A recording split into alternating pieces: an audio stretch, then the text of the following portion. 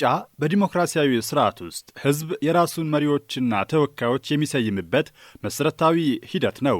ምርጫ ህዝቡ በመንግስት ላይ ያለውን አመኔታ የሚገልጽበት፣ ስልጣን በሰላማዊ መንገድ እንዲተላለፍ የሚያደርግና መሪዎች ለህዝብ ተጠያቂ እንዲሆኑ የሚያስገድድ መሳሪያ ነው። የኢትዮጵያ ብሔራዊ ምርጫ ቦርድ ደግሞ በኢትዮጵያ ውስጥ ማንኛውንም ክልላዊና አገራዊ ምርጫዎችን እንዲሁም ህዝበ ውሳኔዎችን በገለልተኝነት እንዲመራ በህገ መንግስቱ ስልጣን የተሰጠው ተቋም ነው። ሰላም አድማጮች እንደምን ሰነበታችሁ? በዛሬው መሰናዷችን የ2018 ዓመተ ምህረት ጠቅላላ ምርጫ ላይ ትኩረት እናደርጋለን። ሰላማዊ ምርጫና ፖለቲካ ፓርቲዎች ደግሞ የመሰናዷችን ርዕሰ ጉዳይ ነው። ዳንኤል መኩሪያ መሰናዶውን ሳዘጋጀው፣ ዮናስ ቶማስ በቴክኒኩ አብሮን ይቆያል። አብራችሁን ትቆዩ ዘንድ የአክብሮት ግብዣችን ነው።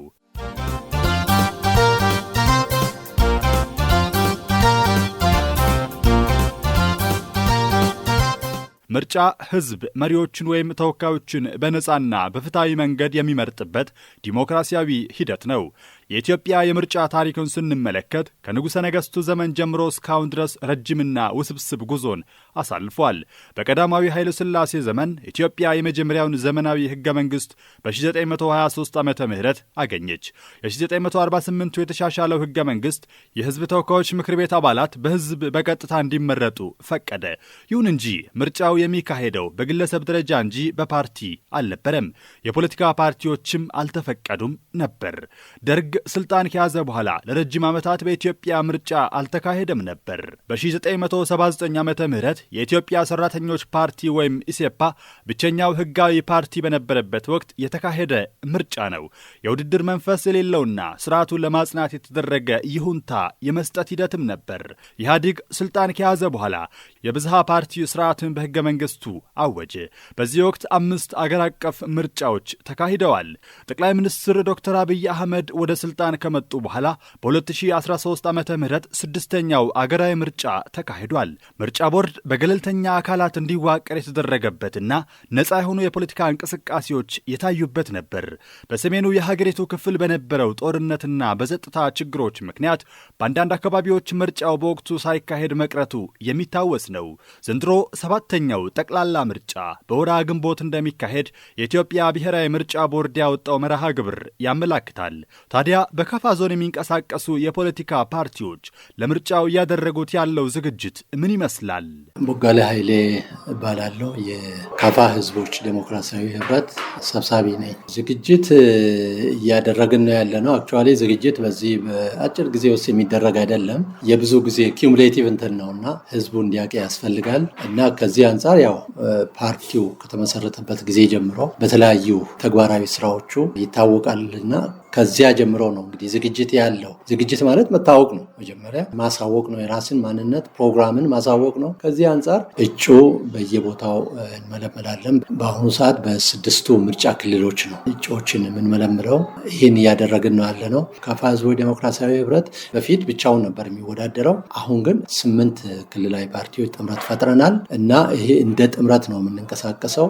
ስሜ አክሊሉ አለማየሁ ይባላል። የካፋ ዞን የመላው ኢትዮጵያ አንድነት ድርጅት የሚያድ ሰብሳቢ ነኝ። የካፋ ዞን ላይ ባሉ 8ቱ የምርጫ ክልሎች ላይ እጩ አቅርበናል። መምህር እስራኤል ጌታቸው እናት ፓርቲ የካፋ ዞን ሰብሳቢ ነኝ። ደግሞ የዞኑ የጋራ ምክር ቤት ጸሐፊ ነኝ። እንደ ካፋ ዞን እንደ ማንኛውም ፓርቲ ቅድመ ምርጫው በጥሩ ሁኔታ እያየን ነው። ችግሮችን በጋራ ምክር ቤት ያው ደረጃ በደረጃ እየፈታን ነው ያለ ነው። ከዚህ ቀደሙ የጋራ ምክር ቤት በጠነከረ መልኩ በወረዳ ደረጃ ያሉትን በወረዳ ደረጃ ባቋቋምነው የጋራ ምክር ቤት እየተፈቱ ነው። ከዛ አለፍ ሲል ያው በዞን ደረጃ ዞን የጋራ ምክር ቤት እየፈታ ነው እስከዛሬ ድረስ። እንግዲህ አሁን ቅድመ ምርጫ ላይ ደርሰናል። እንደ እናት ፓርቲ ዲጂታል ዘመን እንደመሆኑ መጠን ኦንላይን እጩዎቻችንን በፓርላማም ደረጃ በክልልም ደረጃ እያስመዘገብን ነው ያለነው። መሟላት ያለባቸው መረጃዎችን እያሟላን ነው ያለነው እና በጥሩ ሁኔታ እየሄደ ነው እንደ እናት ፓርቲ። ታክለ ታምሩ እባላለሁ። የካፋ ዞን የፖለቲካ ፓርቲዎች የጋራ ምክር ቤት ምክትል ሰብሳቢ። የጋራ ምክር ቤት ራሱን ይቀዳቀደው ቃል ኪዳን ሰነድ እንደዚሁም ሌሎች አሰራር መመሪያዎችን፣ ደንቦችን በጋራ ተቀብሎ ስራ እየሰራ ነው ያለው። ፉክክርና በትብብር መንፈስም በጋራ ተቀራርበው ለመስራት የወሰኑ ፓርቲዎች ብልጽግናን ጨምሮ 10 ፓርቲዎች የጋራ ምክር ቤት ውስጥ አቅፈው እየሰሩ ነው ያሉት። እነዚህም አጠቃላይ ፓርቲዎች ዘንድሮ የሚደረገውን ክልላዊና ሀገር አቀፍ ምርጫን እንደሚሳተፉ እየገለጹ ነው ያሉት ነውና ሁሉም ይሳተፋሉ ተብሎ ይጠበቃል። በዚህ ሂደት የጋራ ምክር ቤቱ ለምርጫ አስቻይ ሁኔታዎች እንዲኖሩ መንግስት በሰጠው እድል መሰረት በጋራ የተነጋገርን ወረዳ ድረስ የጋራ ምክር ቤት እንዲደራጅ አድርገናል። በተደራጀው መሰረት ደግሞ ታች ያሉ አንዳንድ መለስተኛ አለመግባባቶች ምናምን ሲፈጠሩ በወረዳ አስተዳደር በመንግስት መዋቅሩ በኩል ድጋፍ የተሰጠ እየተፈታ የሚሄድበት የዞኑ አስተዳደርም ደግሞ እንደዚሁ የጋራ ምክር ቤቱ በሁለት እግር ቆሞ ስራ እንዲደግፍ ታችም እንዲንቀሳቀስና የተስተካከለ የፖለቲካ ስነምግባር እንዲኖር እየደገፈ ያለበት ሁኔታ አለ። እነዚህን ድጋፎች ተቀብለን ስራዎችን ያስኬድን ነው ያለነው ነውና ከምርጫ አንጻር ጥሩ ነገር ይገጥማል ብለን እናስባለን። ናትናኤል በድሩ እባላለሁ። የከፋ ዞን የፖለቲካ ፓርቲዎች ጋራ ምክር ቤት ሰብሳቢና የደቡብ ምዕራብ ኢትዮጵያ ህዝቦች ክልል የነጻነትና እኩልነት ፓርቲ ሊቀመንበር። በከፋ ዞን ሁሉም ፓርቲዎች እጩዎቻቸውን እያዘጋጁ በፓርላማ ለ200 ወንበር በክልልም እንደዚሁ ለ50 ወንበር ለ40 ወንበር እጩዎች ያቀረቡ ወደ ምርጫ ቦርድ ያስገቡ ፓርቲዎችም አሉ፣ ያልጨረሱ ፓርቲዎችም አሉና እንደ ነጻነትና እኩልነት ፓርቲ ደግሞ 2018 ምርጫ ላይ ስትራቴጂ እቅድ አወጥተን እየተንቀሳቀስን እንገኛለንና ዋናው ሰላማዊ ፍክክር ብለን እናምናለን። ሀገርን ለመምራት ጉልበት ሳይሆን በሀሳብ የበላይነት እና በህዝብ ቅቡልነትን አግኝቶ ተመርጦ ስልጣንን በህዝብ መያዝ ብለን ስለምናምን ምርጫ የህልውና ጉዳይ ነው ብለንም እናስባለን። ምርጫው ሰላማዊ፣ ዲሞክራሲያዊና ፍትሐዊ እንዲሆን ከፖለቲካ ፓርቲዎች ምን ይጠበቃል የሚለው ሌላኛው ለፓርቲዎች ያቀረብንላቸው ጥያቄ ነው። ሁላችንም የምንሰራው ለህዝብ እስከሆነ ድረስ ህዝብ ሰላማዊ ካልሆነ የኛ ትግል ውጤትም ዋጋ አይኖረውም። ምክንያቱም ነገ መንግስት ብንሆን እንመራለን ብለን የምናስባቸው ህዝቦችን ለማስተዳደር መጀመሪያ ላይ የህዝቡ ደህንነትና የህዝቡ መልካም እንቅስቃሴ ነው ለኛ ትልቁ ቦታ እየተሰጠ ያለው። ስለዚህ እኛ ምርጫው ሰላማዊና ዲሞክራሲ ይሆናል ብለን የምናስበው አንደኛ በጋራ ምክር ቤት አሁንም በተደጋጋሚ መናገር የምፈልገው የጋራ ምክር ቤት ማለት እጅግ በጣም ወሳኝ የሆነ ያሉ ችግሮችን ባለመግባባቶችን ቢሆኑ በውስጥ የሚከሰቱ እንደ ትላንትና ዝም ብለን በመጎሻሸም የምናመጣቸውን ጣጣዎች አሁን በመድረክ ላይ ስለምንነጋገር እርስ በራስ የራሳችን ችግር እኛ በንግግር እየፈታን ስለሆነ የኛ መጋጨት ነው ትላንትናም ለአባላትም ለህዝቡም አስቸጋሪ የነበረውና አሁን ጥሩ ኮንዲሽን አለ። የጋራ ምክር ቤቱም እየተመካከረ እየተነጋገረ ያለውን ችግር ሰላማዊ እንዲሆን እየሞከረ ስለሆነ በዛ ልክ ምንም ችግር ይኖራል ብለን አንገምትም። ፓርቲዎች ምርጫውን እስካሁን ካሉት ከ6 ምርጫዎች በተሻለ ሁኔታ ሰላማዊ እና ታማኒ የሆነ ምርጫ ማከናወን እንድንችል በመነጋገር ችግሮች ሊፈጠሩ ይችላሉ። በማወቅም ባለማወቅም ይፈጠራሉ። ችግር የሚመጣው ከገዢ ፓርቲ ተወካይ ብቻ ላይሆን ይችላል። እኛ ጋር ያለውን ችግር አንዳንድ ጊዜ ማየት ካለማወቅ የመነጨ ነገር ሊሆን ይችላል። አባሎቻችንን ደግሞ ጠንቅቀን ላናቅ እንችላለን። ስለዚህ እዛ ጋር ለምሳሌ ሚስተር ኤክስ የኔ አባል ቢሆን እዛ ጋር ማንኛውም ህዝብ ሀገራዊ ግዴታ የሆነውን ነገር በተጠየቀና እንዲያሟላ ሲጠየቅ እኔ የዚህ አባል ነኝ አይመለከተኝም ሊል አይገባም። ልማታዊ በሆነ ነገር ህዝብ በተስማማበት ለምሳሌ ሰላሙን ለመጠበቅ ሮንድ መውጣት ካለበት ህዝብ አብሮ ቁጭ ብሎ ተሰብስቦ ሰላማችንን ጸጥታችንን በጋራ እንጠብቅ ብሎ ባለበት እኔ የእናት ፓርቲ ተወካይ ነኝና ሮንድ አልወጣም ማለት አይችልም። ለምን? ከህዝብ የወጣ አይደለም። የሚሸራረፉ ነገሮች ካሉ እነዛን በሚመለከተው ቦታ ላይና በጋራ ምክር ቤት አቅርበን ያንን መተቸትና ተጠያቂ መሆን ያለበት አካል አለም ተጠያቂ እንዲሆን ማድረግ የኛ ግዴታ ነው። እርግጠኛ ነኝ አሁን ገዢውም ፓርቲ ሆነ ከተፎካካሪ ፓርቲ ይህን ያህል የገዘፈ ችግር እንደ ከፋ ዞን ይከሰታል ብዬ አልጠብቅም። ቢኖርም ቢከሰቱም ያው ጋራ ምክር ቤት አሁን ያንን ነገር ሂደቱንም ሲስተሙንም ስለዘረጋን በዛ መንገድ እናስተካክላለን የሚል እምነት አለኝ። ሰላምን ከማስፈን አኳያ ተነሳሽነቱ ብቻም ሳይሆን ድርጊቱንም ፖለቲካ ፓርቲዎች ቢሳተፉበት ቢያደርጉ ሰላም የሚሰፍንበት ኤሪያ አለ። እንደገና ከፖለቲካ ፓርቲዎች ውጭ ያሉ ነባራዊ ሁኔታዎች ደግሞ ገፋፍተው ሰላምን እንዲደፈርስ የሚያደርጉ ነገሮች አሉ እና ከዚያ አንጻር ደግሞ ፖለቲካ ፓርቲዎች ሰላም እንዲሰፍን አንደኛ አባላቶችን ሰላማዊ በሆነ መንገድ እንዲታገሉ ችግሮችን ቢኖሩ በጠረጴዛ ዙሪያ በየደረጃው ባሉት እንዲወያዩና ችግሮችን እንዲፈቱ እኛ ያው የዘወትር ፕሮግራማችንም ነው። የሁሉም ፓርቲዎች ፕሮግራም ነው እዚያ ውስጥ እና ምክንያቱም ጠመንጃ ይዞ ጫካ መግባት አይደለም እንደ ሶሉሽን። የዲሞክራሲ ስርዓት እውን ለማድረግ በምርጫና በምርጫ ብቻ መሆን መቻል አለበት። ህዝብ ሲመርጥ መሆን መቻል አለበት ስልጣን እንጂ በጉልበት መሆን መቻል የለበትም። ጫፍ ይዞ ጽንፍ ይዞ በግጭት መሆን መቻል የለበትም። ስልጣን በህዝብ መመረጥ መሰረት ያደረገ የምርጫ ስርዓትን ተከትለን የመድበለ ፓርቲ የዲሞክራሲ ስርዓት ግንባታውን እውን ማድረግ አለብን ብለን እናምናለን። በዚህም ደግሞ 2018 ምርጫ በሀሳብ የበላይነትን መሰረት አድርገን ፉክክርን መሰረት አድርገን ምርጫውን እንወዳደራለን ብለን ተዘጋጅተን ያለ ነው። ብልጽግና እንደሚታወቀው ቀደም ሲል የነበሩ የፖለቲካ አሰራሮችን ወይም እይታዎችን ቀይሮ በሀገር ደረጃ ፓርቲዎች ተቃዋሚ ከሚባሉ ወደ ተፎካካሪ ናቸው ብሎ ስያሜ በመስጠት በማቀራረብ የጋራ ምክር ቤት እንዲደራጅ በማድረግም ስራዎች እንዲሰሩ እያገዘ ነው ያለው ብልጽግና። ከዚህ አንጻር ዘንድሮ የሚደረገውን እንቅስቃሴ በተለይ 2 ግቦችን አስቀምጦ ስራ እየሰራ ነው። የመጀመሪያው ግብ የ2018 ምርጫ ፍትሃዊ፣ ነፃ፣ ገለልተኛ እና አካታች የሆነ ምርጫ እንዲደረግ ስራ ለመስራት ግብ አስቀምጦ እስከታች ቀበሌ ድረስ ያሉ አባሎችን በተደራጀ መንገድ ስልጠና፣ አመራር መድቦ፣ አሰልጣኝ መድቦ በተለይ ግቡ እንዲሳካ፣ ተአማኒ እንዲሆን፣ ፍትሃዊ እንዲሆን፣ ሁሉም የተሳተፈ ምርጫ እንዲሆን ግብ አስቀምጦ በአግባቡ እየሰራ ያለበት ሁኔታ አለ። 7ኛው ጠቅላላ ምርጫ በከፊል የእጩዎችና የመራጮች ምዝገባ ዲጂታል አማራጭ እንደሚሆን ቦርዱ መግለጹ ይታወሳል። ታዲያ ፖለቲካ ፓርቲዎች በዚህ ጉዳይ ላይ ያላቸውን ሀሳብ አጋርተዋል። ፓርቲዎች ሴኪዩርድ እንዲሆኑ ይረዳል። ዲጂታል እጩዎችም ምንም ሳይሸማቀቁ ምን ሳይሉ መረጃቸውን በአግባቡ በፈለጉበት ደረጃ ለመወዳደር አቅርበው ራሳቸውን እንትን ብለው ሴፍ በሆነ መንገድ እና አክሴፕትድ በሆነ መንገድ ለማቅረብ አይቸገሩም። ነገር ግን ያው ዲጂታል ለምሳሌ ፋይዳ መታወቂያ ተጠይቀንም ፋይዳ ሰጥተናል። ዲጂታል መሆኑ በጣም ተመራጭ ነው የሚል እምነት አለኝ። እያንዳንዱ እጩ በዲጂታል እንዲሁም ምርጫ ስርዓቱ በዲጂታል መሆኑ አንደኛ ገንዘብ ቆጣቢ ነው፣ ሁለተኛ ጉልበት ቆጣቢ ነው። ስለዚህ ገንዘብን አታባክን። የሆነ ቦታ ከዚህ የሆነ ሀገር የሆነ ወረዳ ላይ የሆነ ቀበሌ ላይ መንቀሳቀስ ይኖርባል። ሳትንቀሳቀስ ቁጭ ብለህ የሰዎችን ዲጂታል መታወቂያ የሰዎችን የቀበሌ መታወቂያ ኦንላይን ላይ ሲስተም ላይ ማስገባት ነው፣ ቤት ቁጭ ብለህ ማለት ነው። ስለዚህ የትራንስፖርት ታተርፋለህ ማለት ነው፣ ጉልበትን ታተርፋለህ ማለት ነው፣ ጊዜን ታተርፋለህ ማለት ነው።